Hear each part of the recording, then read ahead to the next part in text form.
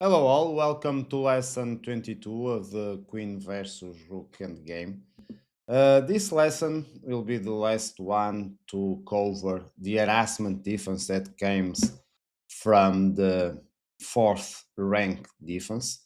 Uh, we are going to go to the Rook Beast part 2. If you remember, we were here and then the Rook goes to the other harassment diagonal. Now we give a check, and in the last part we saw the main move that is the king going to b5. But now we will cover king going up, going to c6. Basically, the continuation will be very similar. We give a check in f3, but now the king has some possibilities. We are going to cover them all. The main one is king d7. This will be our main continuation. But here, what can black do? For example, if it comes here, this is very similar to the position where we give the check and king goes sideways, but now the king has triangulated to reach the same position. So white is a tempo up. Doesn't matter. We simply go with the plan of opening the forking diagonal for the rook. So we move the king up. And basically, if black wants to give a check, for example, we reach the same position we got from Rook Beast part 1, if you remember, when the Rook came here and then we move the King sideways. So this is just a transposition for something that we already know. Also, if the, let's see, if the King goes into this position, we have again the transposition for the King Beast. We just play Queen f4 and we are playing the King Beast. So basically, some of these moves are just transpositions. Again, another position that comes from giving check, the king goes sideways, we move the queen to f3, and then the king comes back. So it's the same, but this time the king went up and down. So we continue with the same defense, and when the king moves up, we have this plan of bringing the king down, the king goes up, and so on. So this was also saw on the last video from the part 1. So what else can black do? It can go, of course. Oh, this one was covered. It can go up. Here, simply, we are going to attack the harassment. So we move the queen to g3 and attack the rook. Basically, the rook needs to move now. One simple example is to go to h7. Now we give a discovery check, and then we are going to go after the rook with a fork. So here we are going down just because we have this already forking diagonal.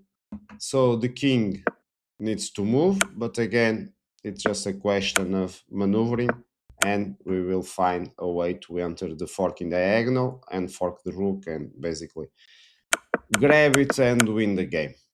So I think we have seen them all. So now let's go for the main one.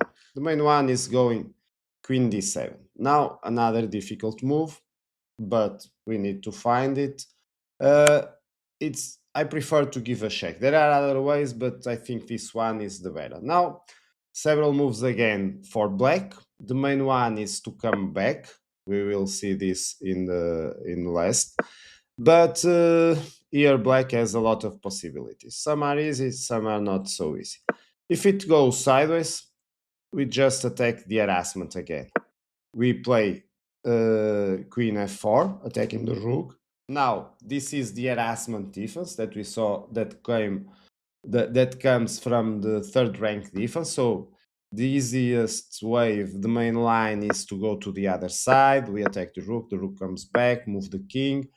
Black gives a check to the king. We attack the rook moves to the other side. Now black is in zugzag.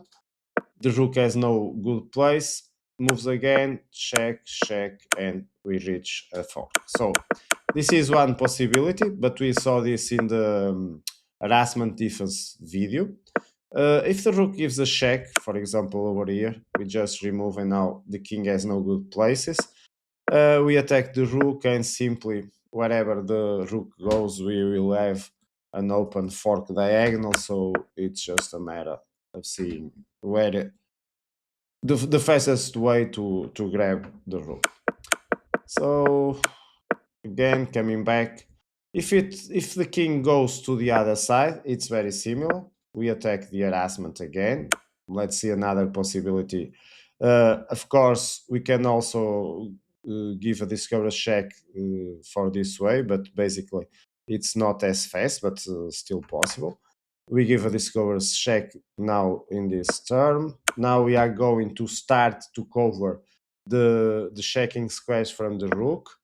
We want to transform this into a decent defense. So basically here we have no good check, so we are controlling this square. So the better is to go keep controlling the square and forcing black to move again. Black moves. Now things are starting to be complicated because here I can grab the king, and if the king goes, for example, here, I have another forking over here, so the king starts to have few squares. Then I just simply try to approach my king. The rook gives a check, another check, but now it's over, and I am playing in a decent defense. It will be soon caught.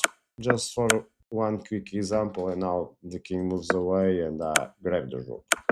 So coming back to this starting position over here, we saw already that these two are covered by attacking the harassment defense.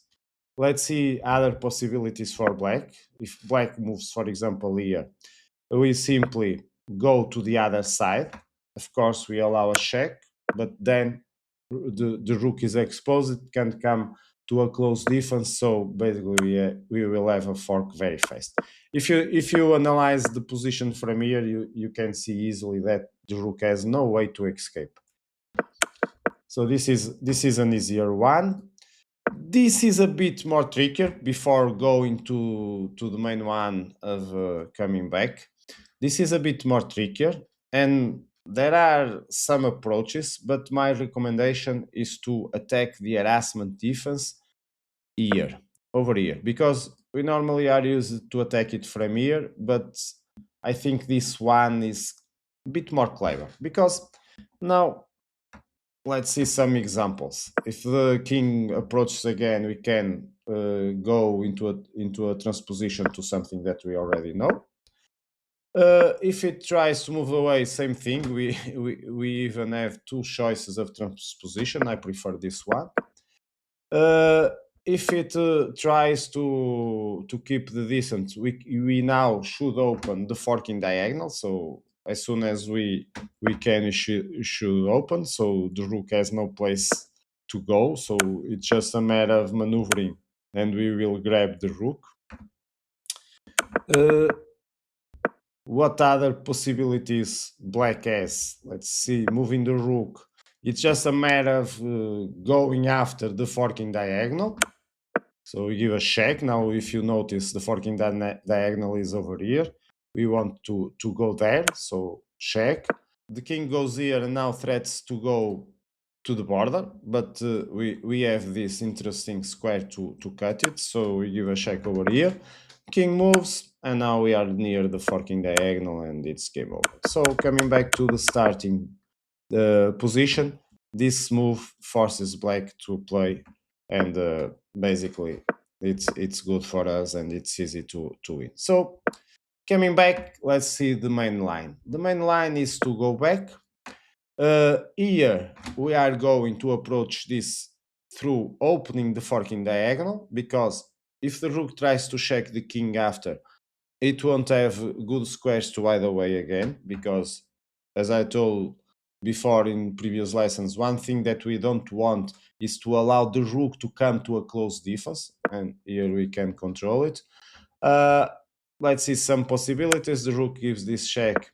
I move the king away. Now I'm playing a decent defense. I can approach the king. There are several ways. If the rook approaches, I can simply check. This will be a wishbone, or a second rank defense, it will be easy to destroy. So let's try to make it a bit more harder. We are already controlling the squares. Give a check. This is just maneuvering. Another check. The king tries to make it harder. Check, and now we are controlling the checking square. The king moves, and I finally can approach my king. So this is a decent defense that I think by now it's easier to win. About here, so we move the king. We saw one possibility. If the rook gives check from the other side, we simply move the king here, and now there's no way the rook can escape. There are forking diagonals everywhere.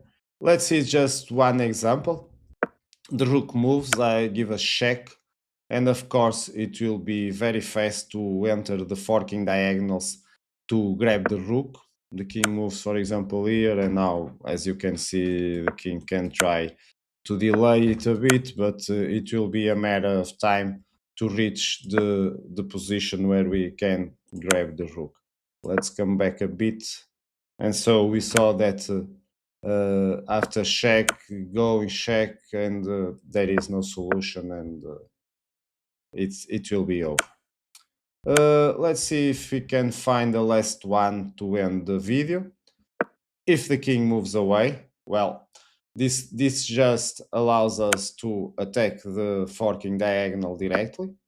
It's just a matter of maneuvering to find a way to get into the forking diagonal. Now, this is an important check because we don't want to allow the king to go down. And if the king goes here at this moment, we will have this check. So the king needs to come back, check, and finally a forking diagonal. So coming back to the beginning to resume this lesson, we covered here the possibility of the king coming up.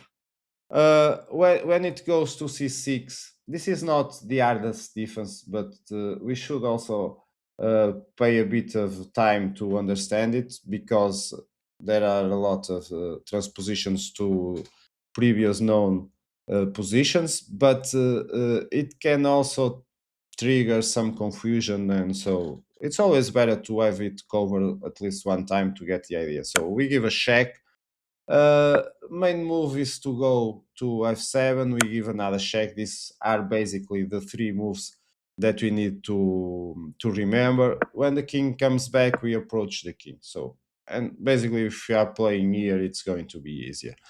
For just one example, we will try to approach maneuvering and controlling the checking square. Now we have reached that, and now this is a decent defense, and it will be over. So I hope you have enjoyed these lessons on the harassment defense, the hardest defense possible, coming from the fourth rank defense, the beast defenses.